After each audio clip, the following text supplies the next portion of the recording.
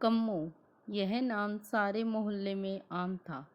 मोहल्ले वालों के मुंह पर कम्मो नाम रखा ही रहता था। कम्मो यानी कमला। कमला हंसमुख और चंचल स्वभाव की महिला है। दूसरों के सहयोग करने वाली महिला है।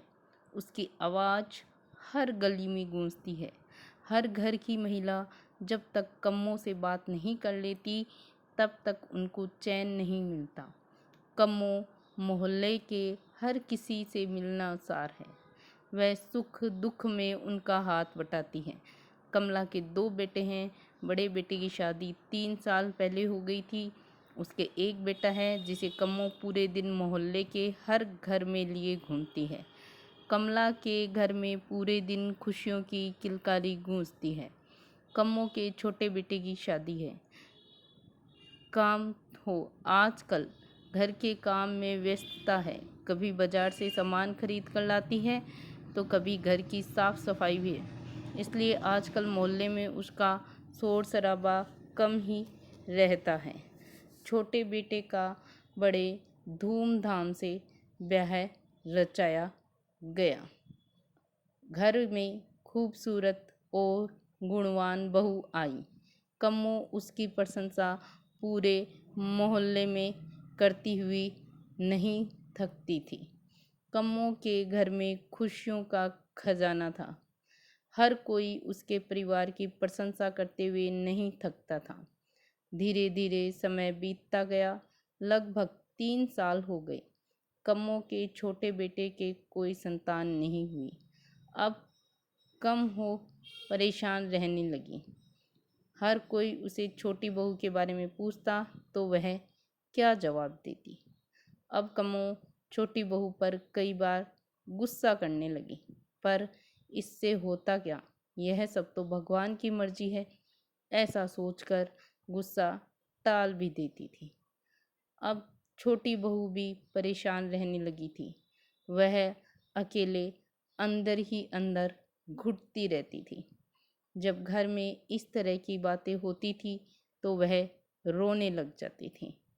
अब उसे घर में सभी ताने देने लगे थे, पर छोटी बहू क्या कर सकती थी। कम्मो के द्वारा भी पूरे जतन किए गए। हर मंदिरों में जाकर उसने मन्नत मांगी, परंतु सभी विफल रही। जिसे घर में खुशियों की किलकारियां उठती थी, आज उस घर में मायूसी छाई हुई है। कम्मो का छोटा लड़का पास के शहर में नौकरी करता था। जब भी वह छुट्टी पर आता तो परिवार का दुख देखकर बड़ा दुखी होता था। वह अपनी पत्नी का दर्द अच्छे से जान रहा था, पर वह करे तो भी क्या करे।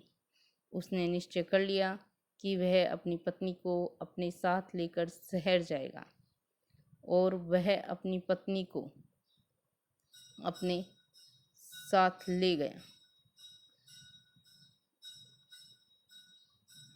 जब वह ड्यूटी पर चला जाता था तो वह अकेली इसी बात को लेकर बहुत परेशान रहती थी और अंदर ही अंदर रोने लगती थी, और वह इस चीज़ से बहुत परेशान हो गई थी।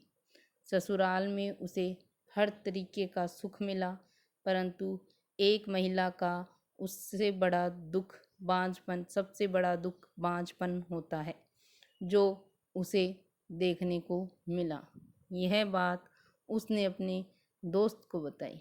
उसने बताया कि आप किसी डॉक्टर की सलाह ले सकते हैं, जिससे आपको संतान का सुख मिल सकता है, क्योंकि हमारे शरीर में बहुत सारी कमजोरियां होती हैं जिनका इलाज संभव है।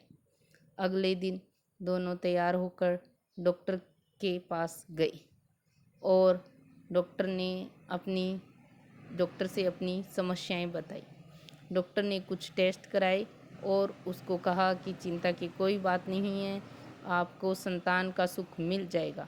इसके लिए हमें IVF प्रणाली का प्रयोग करना पड़ेगा। इस पर निवेश में अपनी सहमति दी। ठीक समय बाद निवेश को पुत्र रत्न की प्राप्ति हुई। जब यह बात घर पहुंची तो घर में खुशी का कोई ठिकाना नहीं रहा। कम्मो ने पूरे मोहल्ले में खूब मिठाइयाँ बांटी और खुशियाँ मनाई। जो कभी ताना देती थी उनके सर घड़ों पानी गिर गया। हर किसी की आंखों में खुशी के आंसू थे। जो कलंक निवेश की पत्नी ने कई साल सहा, उसका आज उसे सुख मिल ही गया। यह कहानी उन महिलाओं की है जो ऐसी समस्याओं से जूझती हैं और किसी डॉक्टर की सलाह ना लेकर देवी देवताओं में विश्वास करती हैं। हमें नियत समय पर डॉक्टर से सलाह लेनी चाहिए, क्योंकि हमारे शरीर में बहुत सारी बीमारियां होती है जिनका निराकरण डॉक्टर की सलाह से ही संभव है। वीडियो कहानी पसंद आई हो तो लाइक करें, कमेंट करें कैसी लगी आपको कहानी, और मेरे चैनल को सब्सक्राइब कीजिए।